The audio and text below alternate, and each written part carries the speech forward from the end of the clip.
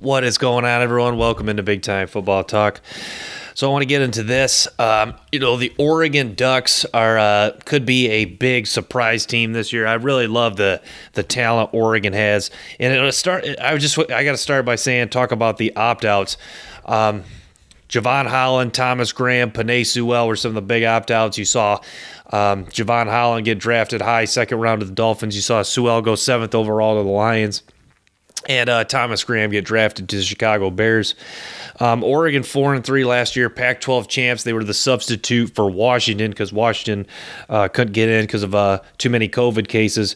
But big news, Tyler Shuck, the quarterback last year, transferred to Texas Tech. So I wish him the best. He never really wowed me, never really made a lot of big plays, didn't have like a super elite arm where he could just drop back and pick you apart. But he was a pretty athletic kid. That did a decent job for him.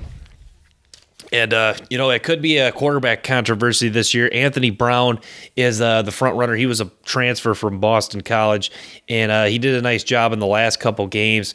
Had a couple big runs against Iowa State in the bowl game.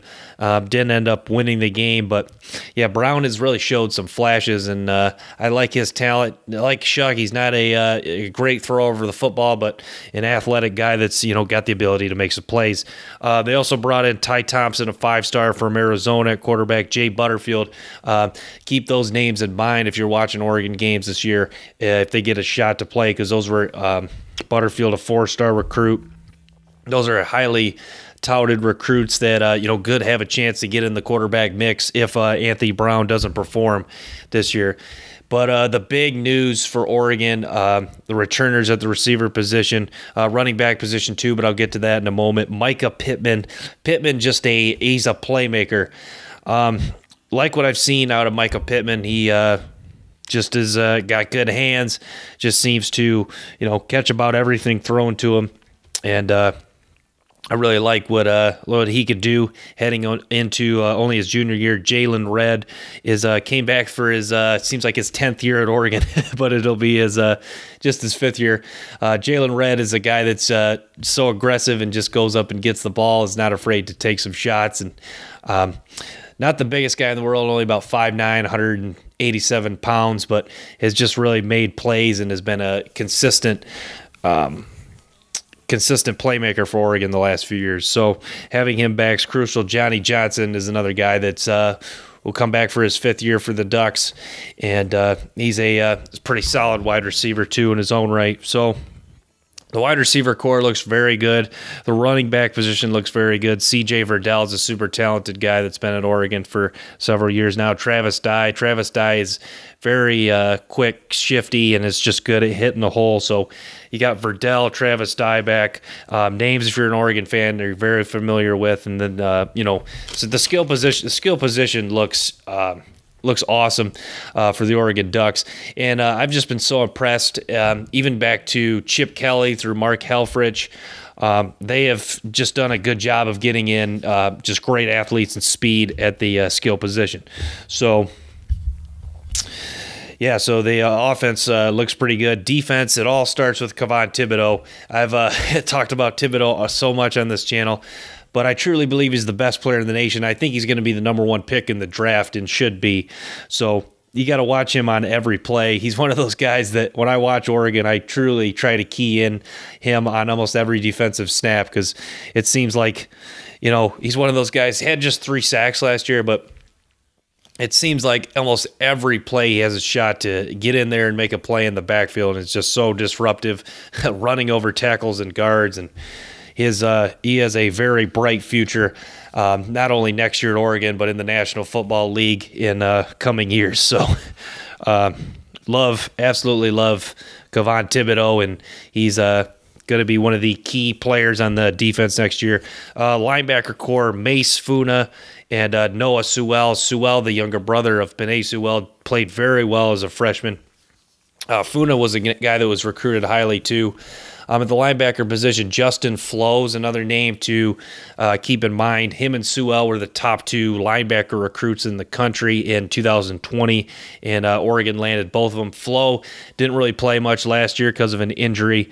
I think he only played in 1 game. So get a chance to watch him, you go back if you want. Go watch his high school highlight tape. He was just a violent tackler, one of those guys that is not afraid to level you and drive you to the ground.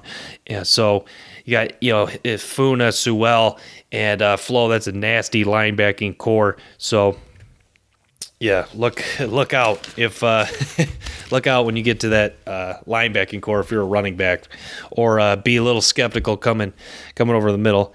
But secondary looks pretty solid, even though they lost some guys. Thomas Graham, they opt out, and then they lost the other guy, Wright. Or not Wright. They lost the other guy, number 6. I forget what his name is, but Wright and Verone McKinley, some of the key guys back in the secondary. Wright was a former 5-star recruit, and he's played some good football the last couple years. Also has contributed in the special teams department. McKinley's a good football player too. He's a good tackler. Will be solid in the secondary. Dante Manning's another name to keep in mind. He was a former 5-star, to see if he'll play a little bit more this year. But yeah, the defense should improve, and I think it'll look more like the 2019 Oregon defense rather than the 2020 defense that really took a step back and it allowed more points per game. So I really think that Oregon will be improved on the defensive side of the football, and I think that'll be just crucial, because they're going to put up points on the offensive side of the ball. Seems like they do every year, and that'll especially be the case like with all the playmakers back, like I mentioned. But you could argue this is the most talented team in the Pac-12. USC has got a lot of guys coming back too. But yeah, the schedule. I think the big game is week 2 at Ohio State. That's going to tell a lot about this Oregon team. Even if they go in there and they compete and they lose a close one to Ohio State, I'll still be very optimistic about this team moving forward, because this is going to be a good Ohio State team regardless of who plays quarterback. I mean, Ohio State is the 2 best receivers in the country. Like Oregon, they always are loaded at the skill position, and Ohio State's going to put up points. Even though their defense may not be super dominant, Ohio State is going to be a darn good football team. So you'll find a lot about the Oregon Ducks week 2 at Columbus. So other notables: away at Stanford, at Washington, at Utah.